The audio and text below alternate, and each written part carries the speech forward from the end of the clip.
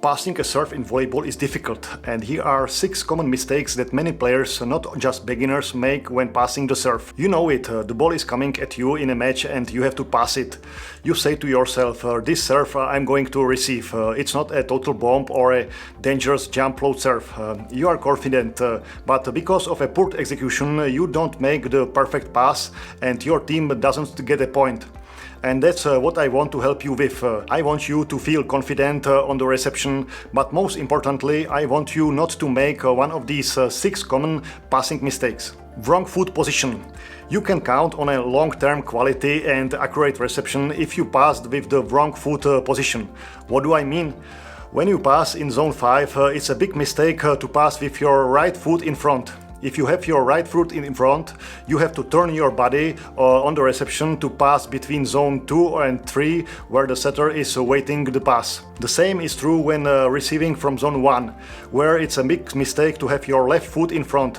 Therefore, unless it's a very high quality serve, think about keeping your body and shoulders turned to where you want to pass. So in zone 5, keep your left foot in front when receiving, and similarly in zone 1, keep your right foot in front when receiving the serve. Passing with hands only and no footwork is also a common mistake made by passing players. Some players do not move their feet when receiving because they have poor technique, and when they were learning to receive, they did not focus on the movement before and during the reception. Then there are players who are lazy to make the movement. They believe they have good hands technique and save their movements. And also all the players who are not so mobile suffer from this mistake. Either way, receiving without leg movement doesn't work. Yes, sometimes a serve will fly at you when you don't have to move at all.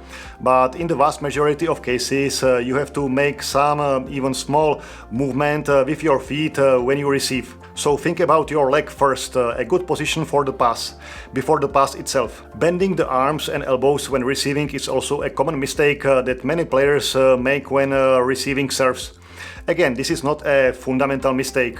Even with this technique, some players can make decent passes. But when you look at it, it's an extra movement, unnecessary extra hand movement that affects the quality of your serve receive. So if you want to be confident on the reception, if you want to pass like the best receivers or liberos in the world, don't bend your hands and elbow on the reception. Don't bend them either when you receive or after you touch the ball. You will see for yourself that with stretched, locked hands, your quality of reception and confidence on the serve reception will be much better than if you bend your hands. And then there are situations when you are confident on the reception.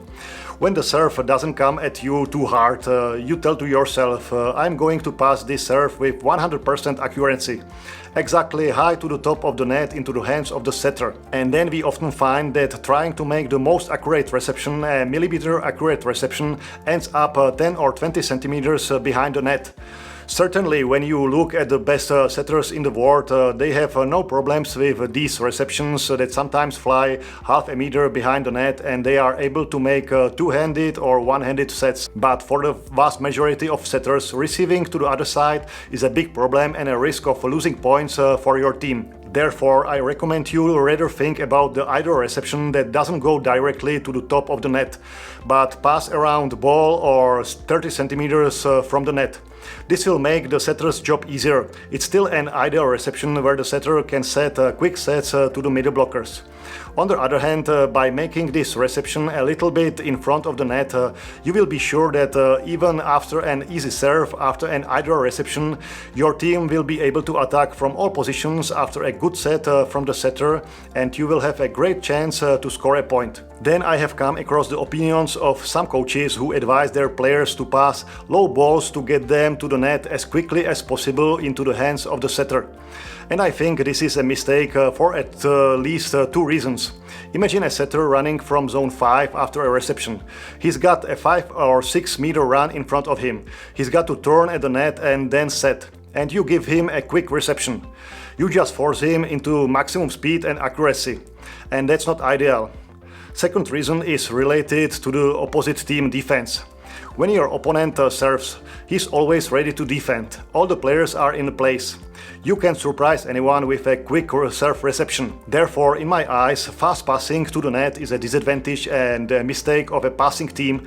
Instead, similar to previous advice, you should pass a higher reception, a ball in front of the top of the net. And a mistake I see not only with beginner players is playing the bump with the wrists rather than the forearms.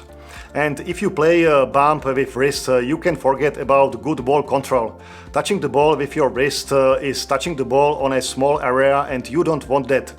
Instead, the vast majority of bump receptions should be played with as large a surface as possible, and that means hands together and touching the ball on your forearms with a big platform. So I believe that you won't be doing these 6 common passing mistakes, and my advice will help you become a better player.